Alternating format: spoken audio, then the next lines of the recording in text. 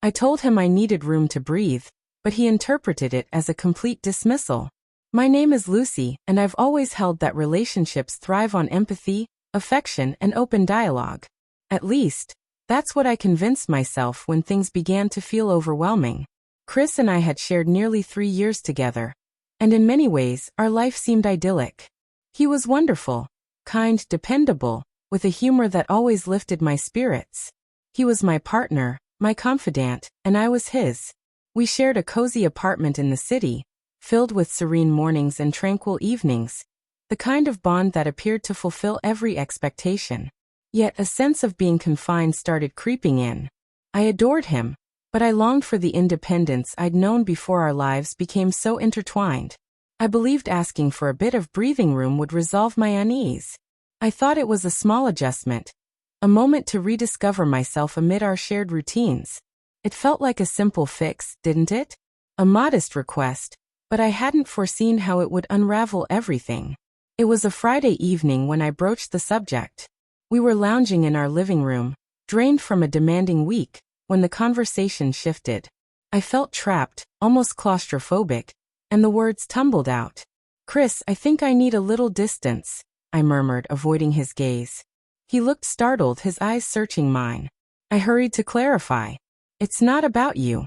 I just need time to reflect, to be alone with my thoughts. I feel like I'm losing a part of myself, and I need space to find it again." Initially, he seemed to accept it. He didn't push back or demand more explanation, simply nodding with a quiet, "All right, I understand."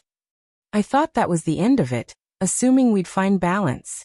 I didn't realize how deeply my words would shake our foundation. At first, it seemed to work.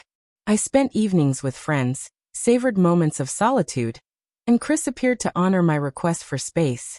But within days, subtle shifts emerged that I hadn't expected. Instead of drawing us closer, an invisible wedge grew between us. His messages became curt, lacking warmth. He lingered longer at work or with his buddies, and when we spoke, it felt like we were strangers passing through. I was confused.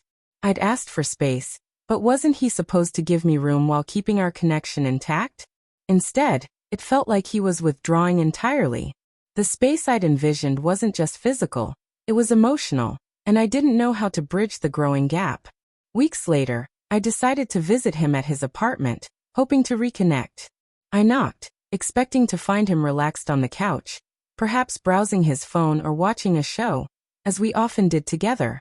But when he opened the door, the atmosphere felt different, silent, heavy. His face lacked the familiar warmth, replaced by a detached expression.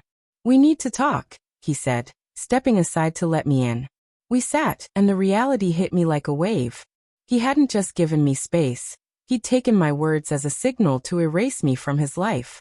To him, my request wasn't about a pause, it was a severance. "I can't keep going like this, Lucy," he said, his voice soft but heavy with sorrow. "You asked for space, but I think you meant something else. Maybe you want to be free." I was stunned, the ground slipping beneath me. I'd only wanted time to clear my mind, but my words had convinced him I no longer needed him. We were emotionally miles apart, and I hadn't seen it coming. "I didn't mean it like that," I stammered, desperate to clarify. "I wasn't pushing you away. I just needed a moment to myself." But his mind was made up.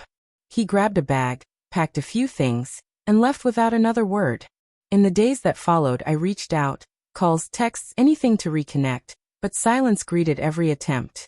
He hadn't just stepped back, he'd vanished from my life entirely. Even his family began to pull away. My calls went unanswered, and when I contacted his sister, she mentioned he was staying with his parents, processing things. Her tone carried an unspoken message. He didn't want to speak to me. My request for space had pushed him too far, and now he was gone.